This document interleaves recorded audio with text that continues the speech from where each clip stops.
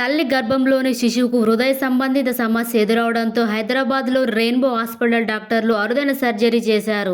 ఈ శస్త్రచికిత్స కోసం ప్రపంచంలోనే తొలిసారి కొత్త విధానాన్ని వినియోగించారు. దీనికి సంబంధించిన వివరాలను హాస్పిటల్ నిర్వహించే ప్రెస్ మీట్ లో చీఫ్ పీడియాట్రిక్ కార్డియాలజిస్ట్ డాక్టర్ కోనేటి నాగేశ్వరరావు వెల్లడించారు.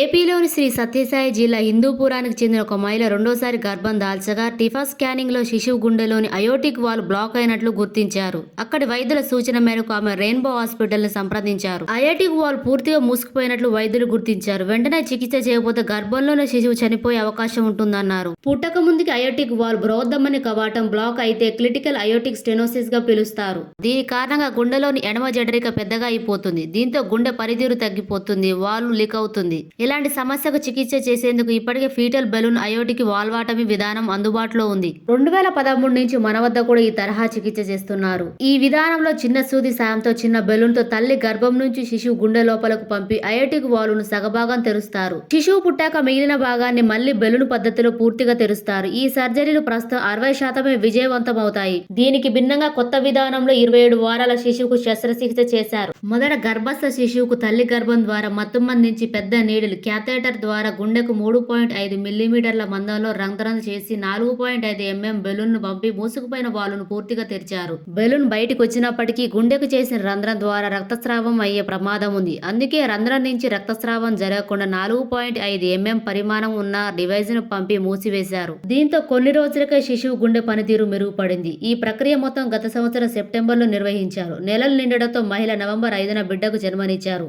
గర్భస్థ శిశువుకి ఇలా పెద్ద రంధ్రం చేసి పెద్ద సైజు బెలూన్ తో అయోటిక్ వాల్వ్ ను తెరవడం ప్రపంచంలోని తొలిసారి అని నాగేశ్వరరావు పేర్కొన్నారు. సాధారణ పిల్లల మాదిరిగానే ఈ చిన్నారి గుండె పనితీరుంటుందని తెలిపారు.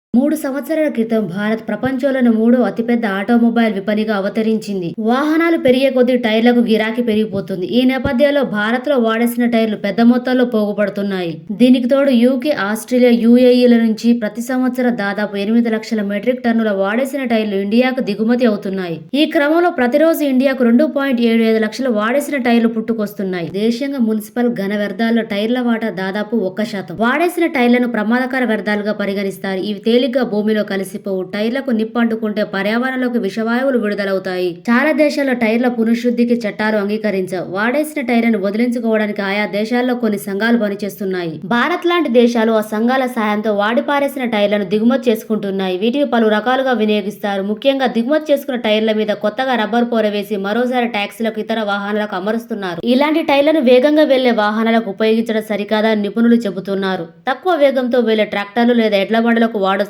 సూచిస్తున్నారు. టైర్లతో పైరోలిసిస్ ఆయిల్ ను భారత్ లో ఉత్పత్తి చేస్తున్నారు. సిమెంట్, పింగాణి లాంటి కర్మాగారాల్లో ఇంధనంగా వినియోగిస్తున్నారు. పైరోలిసిస్ ఆయిల్ కోసం టైర్లను మండించడం వల్ల పెద్ద మొత్తంలో క్లోరోఫ్లోరో కార్బన్స్ వాతావరణంలోకి విడుదలవుతున్నాయి. టైర్ల రబ్బర్ల పునఃశుద్ధి సంఘం లెక్కల ప్రకారం 800 నమోదైన టైర్ల పునఃశుద్ధి కేంద్రాలున్నాయి. చాలా ప్లాంట్లు ఉత్తరప్రదేశ్, హర్యానాలో ఉన్నాయి. 800లో దాదాపు 650 కర్మాగారాలు పైరోలిసిస్ ఆయిల్ ను ఉత్పత్తి చేస్తున్నాయి. దేశవ్యాప్తంగా 46% పైరోలిసిస్ ప్లాంట్లే కాలుష్య నియంత్రణ నిబంధనలు పాటిస్తున్నాయి. 3 ఏళ్ల క్రితం సిపిసిబి నివేదిక వెల్లడించింది. 19 రాష్ట్రాల్లో పర్యావరణ నిబంధనలు ఉల్లంఘించిన 270 పైరోలిసిస్ ఆయిల్ ప్లాంట్లను మూసివేయాలని 2019లో కేంద్ర కాలుష్య నియంత్రణ మండలి సిపిసిబి ఆదేశించింది. టైర్ల వ్యర్థాల నిర్వహణ సంబంధించి భారత్ లో సరైన ప్రణాళిక లేదని అదే సంవత్సరం జాతీయ హరిత ట్రైబ్యునల్ ఆవేదన వ్యక్తం చేసింది. సరైన కార్యాచరణ రూపొందించాలని సిపిసిబికి సూచించింది. వాడేసిన టైర్లను భారత్ లో చాలా చోట్ల ఇష్టానుసారంగా వదిలేస్తుండటంతో అవి గుట్టలుగా పెరిగిపోతున్నాయి. వర్షాకాలంలో వాటిలో నీరు చేరి దోమలు వృద్ధి చెందుతున్నాయి. దాంతో మలేరియా, డెంగ్యూ వంటి వ్యాధులు విజృంభిస్తున్నాయి. దేశీయంగా వృధా టైర్ల సమస్య పరిష్కారానికి కేంద్ర పర్యావరణ మంత్రిత్వ శాఖ 2021లో నిపుణుల కమిటీని వేసింది. ఈ కమిటీ సూచన మేరకు వృధా టైర్లను ఆయా తయారీ సంస్థలు దిగుమతిదారులే పునఃశుద్ధి చేయాలని నిబంధనలు విధించింది. 2020-21లో తయారు చేసిన దిగుమతి చేసిన టైర్లను 2025 నాటికి 100% పునఃశుద్ధి చేయాలని సూచించింది. ఇందుకోసం భారత్ లోని టైర్ల పునఃశుద్ధి కేంద్రాలతో ఆయా తయారీ సంస్థలు దిగుమతిదారులే ఒప్పందం చేసుకోవాలి. కానీ ఇది ఎక్కడా కూడా సక్రమంగా అమలు కావడం లేదు. తప్పనిసరిగా ఈ నిబంధనలు అమలయ్యేలా చూడాలి. విదేశాల నుంచి వృధా టైర్ల దిగుమతులను నియంత్రించాలి. వాడేసిన టైర్లతో కన్వేయర్ బెల్ట్, డోర్ మ్యాట్లు, షూ లేసులు, రబ్బర్ ప్లేట్లు, హోస్ పైపులు లాంటివి తయారు చేయవచ్చు. భవన రహదారుల నిర్మాణంలో ఉపయోగించే బిచుమన్ ను ప్రతి సంవత్సరం 8 లక్షల టన్నుల మేర దిగుమతి చేసుకుంటున్నాం.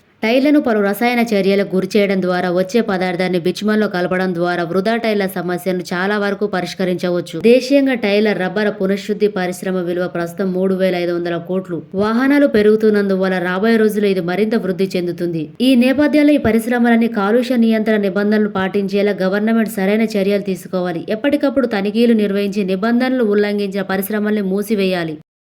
ఆడవారిలో పీరియడ్స్ నిలిచిపోయిన తర్వాత గుండె ఆరోగ్యం ఊహించిన దానికన్నా వేగంగా క్షీణిస్తున్నట్టు తాజా అధ్యయనంలో బయటపడింది. మగవారితో పోలిస్తే ఆడవారికి చిన్న వయసులో గుండెపోటు ముప్పు తక్కువ. కానీ నెలసరి నిలిచిపోయిన తర్వాత మగవారితో సమానంగా ముప్పు పొంచి ఉంటుందని నిపుణులు అంటున్నారు. అయితే దీనికన్నా చాలా ఎక్కువ ముప్పు పొంచి ఉన్నట్లు ఇప్పుడు బయటపడింది. గుండె ముప్పు కారకాలున్న మగవారిని, నెలసరి నిలిచిన మహిళలను ఎంచుకొని పరిశోధకులు ఈ అధ్యయనాన్ని నిర్వహించారు. వీరంతా కొలెస్ట్రాల్ ను తగ్గించే స్టాటిన్స్ వాడుతున్నారు. గుండె రక్తనాళాలలో ఎంత కాల్షియం పోగుపడిందో తెలిపే స్కోర్ ను పరిశీలించగా మగవారిలో కన్నా నెలసరి నిలిచిన ఆడవాళ్లలో గుండె ఆరోగ్యం వేగంగా క్షీణిస్తున్నట్లు ఇది తెలియజేస్తోంది. తీవ్ర గుండె సమస్యల విషయాల్లో స్టాటిన్స్ వీరికి తగినంత రక్షణ కల్పించడం లేదని ఫలితాలు సూచిస్తున్నాయి. స్త్రీ హార్మోన్ గా పిలిచే ఈస్ట్రోజన్స్ కేవలం లైంగిక పరమైన అంశాల్లోనే కాకుండా ఇతర పరంలోనూ పాలు పంచుకుంటుంది. రక్తనాళాలు విప్పారేలా చూడడం వీటిలో ఒకటి. ఇలా అధిక రక్తపోటు ముప్పును తగ్గిస్తుంది. రక్తనాళాల కొలెస్ట్రాల్ పోగుపడకుండా గట్టిపడకుండా కాపాడుతుంది. విశృంఖల కణాలను నిర్వీర్యం చేసి ఇన్ఫ్లేషన్ సమస్య రాకుండా చూస్తుంది. నెలసరి నిలిచిన తర్వాత ఈస్ట్రోజన్ లెవెల్స్ తగ్గడం వల్ల ఇలాంటి రక్షణలన్నీ సరిగా పనిచేయవు. దీని గురించి ఎంతో మంది మహిళలకు తెలియదు. గుండె జబ్బు ముప్పు కారకాలు గల పెద్ద వయసు మహిళలు ఒక స్టాటిన్స్ మీద ఆధారపడకుండా రోజు ఎక్సర్సైజ్, కొవ్వు పదార్థాలు తక్కువ తీసుకోవడం, మానసిక ఆరోగ్యాన్ని కాపాడుకోవడం వంటి జాగ్రత్తలు తీసుకోవాలని నిపుణులు సూచిస్తున్నారు.